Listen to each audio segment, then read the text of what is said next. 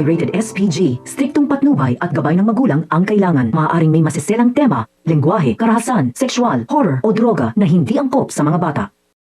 Nalalapit na nga ba ang pagbabalik ni Severino na siyang tatapos sa lahat ng kasinungalingan at pagpapanggap ni David?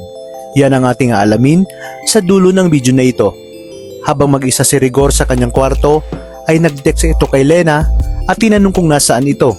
Sinabi ni Lena sa kanyang sarili na matatauhan din itong si Rigor at milya-milya ang magiging lamang niya kay Marites. Habang sa mansyon ng mga Red Phoenix ay kinausap ni Mr. Wu si Lucio at sinabi na kahit kailan ay hindi ito magiging katulad nila. Agad na tugon ni Lucio na marami na siyang nakalaban na mas bigatin pa kay Mr. Wu at lahat sila ay kanyang tinabla. Sa kabilang banda, sa pag-uusap ng mag-amang Ramon at Don Julio ay sinabi ni Ramon na iba ang kanyang kutob dahil taliwas ang ugali ng tunay na Montenegro kay Jesus, habang si David naman ay patuloy na nagpapakalunod sa alak at mga babae. Sinabi naman ni Tanggol sa kanyang tropa na sa kanilang pagyaman ay hindi na nila kasama sina Supremo at umaasa siya na balang araw ay magkakaayos pa rin sila. Iginiit niya na ang kalahari ng kanilang kikitain ay itutulong nila sa mga taga-Quiapo.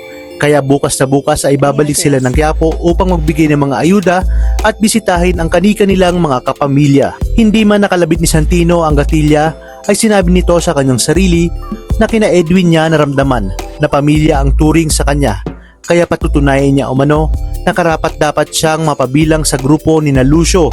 At sa kanyang pag-akyat sa kanilang bahay ay pinagmamasdan niya ang kanyang inang si Marites na natutulog at dito hindi niya mapigilang maiyak. Sa kabilang banda, matatapos na nga ang kayabangan ni David dahil isang malaking pasabog ang mangyayari kung saan magbabalik na ang kanang kamay ni Ramon na walang iba kundi si Severino. Walang ibang nakakaalam na matagal nang itinatago ni Ramon si Severino at dito hindi pa rin alam ni Ramon ang buong katotohanan dahil matagal na panahon nga itong nakomatos dahil sa mga balang kanyang tinamo na galing mismo kay David. Sinabi ni Ramon na matagal nang nagpapagaling si Severino at ngayong nagkamalay na siya ay malalaman na nga niya ang totoo kung sino nga ang David na binanggit nito nang huling gabi nito sa San Dimas.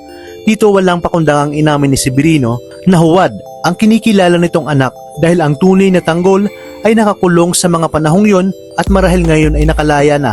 Kaya naman dito na magsisimula si Ramon na balikan si David, lalo na't nabanggit nito sa kanyang papa na hindi niya pa rin maramdaman ang pagiging tunay na Montenegro ni David. Sa pagkakataong ito ay hindi natutulungan ni Olga si David, bagkus ilalaglag niya pa ito kay Ramon at magpapanggap siya na wala ring alam at isa rin nga daw siya sa niloko ni David.